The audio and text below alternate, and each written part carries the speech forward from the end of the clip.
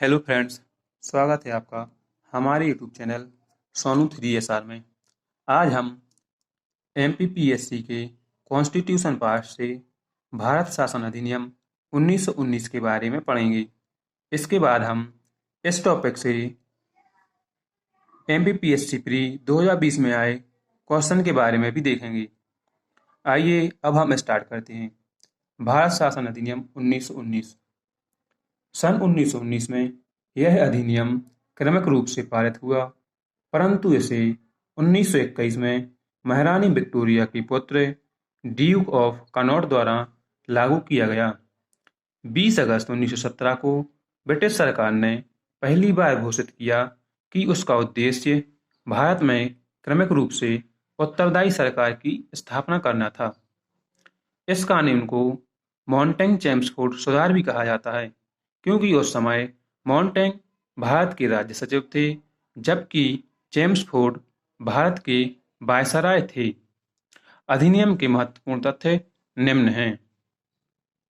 केंद्रीय और प्रांतीय विषयों की सूची की पहचान कर एवं उन्हें पृथक कर राज्यों पर केंद्रीय नियंत्रण कम किया गया। केंद्रीय और प्रांतीय विधान परिषदों को अपनी सूचियों के विषयों पर विधान बनाने का अधिकार प्रदान किया गया और सरकार का ढांचा केंद्रीय और एकात्मक ही बना रहा। अब द्विसदनीय व्यवस्था और प्रत्यक्ष निर्वाचन की व्यवस्था। इस अधिनियम ने पहली बार देश में द्विसदनीय व्यवस्था और प्रत्यक्ष निर्वाचन की व्यवस्था प्रारंभ की।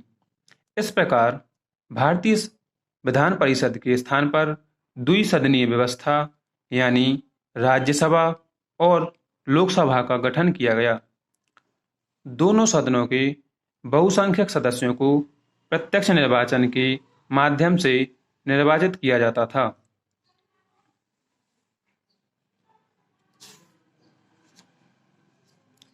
इसी अधिनियम में नियंत्रक एवं महालेखा परीक्षक का सुझाव दिया गया। द्वैध शासन की व्यवस्था की गई थी। इसमें प्रांतीय विषयों को पुनः दो भाग हस्तांतरित और आरक्षित में विभक्त किया गया था।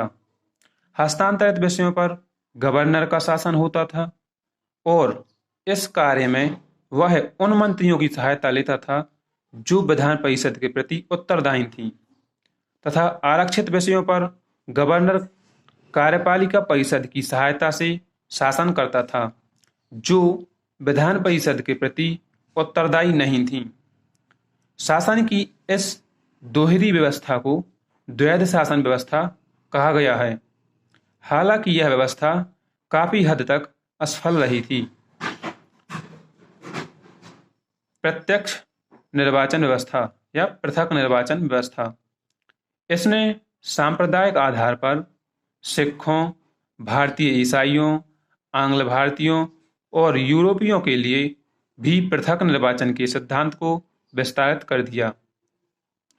इसके अनुसार वायसराय की कार्यकारी परिषद के 6 सदस्यों में से 3 सदस्यों को भारतीय होना आवश्यक था। इसमें कुल 8 सदस्य थे, जिसमें प्रथम सदस्य वायसराय, दूसरा सदस्य कमांडर इन चीफ तथा शेष 6 सदस्यों में से 3 सदस्यों का भारतीय होना अनिवार्य था। इसी अधिनियम के प्रावधानों के माध्यम से 1926 में सिविल सेवकों की भर्ती के लिए लोक सेवा आयोग का गठन किया गया।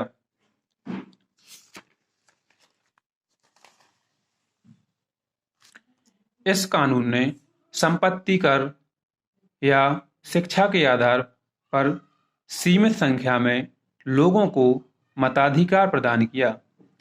इस अधिनियम के तहत लंदन में भारत के उच्चायुक्त के कार्यालय का सृजन किया गया और भारत सचिव के कार्यों को उच्चायुक्त को सौंप दिया गया। इस अधिनियम के अनुसार पहली बार केंद्रीय बजट और प्रांतीय बजट को अलग कर दिया गया तथा राज्य विधानसभाओं को अपना बजट स्वयं बनाने का अधिकार दिया गया।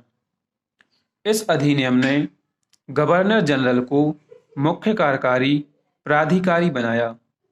इसके अंतर्गत एक वैधानिक आयोग का गठन किया गया, जिसका कार्य 10 वर्ष बाद जांच करने के बाद अपनी रिपोर्ट प्रस्तुत करना था। इस अधिनियम के द्वारा पहली बार महिलाओं को सीमित मात्रा में मत देने का अधिकार मिला। अधिनियम की कुछ कमियां भी हैं जो निम्न हैं। इसमें भारतीयों के लिए मताधिकार बहुत सीमित था। केंद्र में कार्यकारी परिषद के सदस्यों का गवर्नर जनरल के निर्णयों पर कोई नियंत्रण नहीं था और न ही केंद्र में विषयों का विभाजन संतोषजनक था। प्रांतीय स्तर पर प्रशासन का 2 स्वतंत्र भागों में बंटवारा भी राजनीतिक सिद्धांत के विरुद्ध था।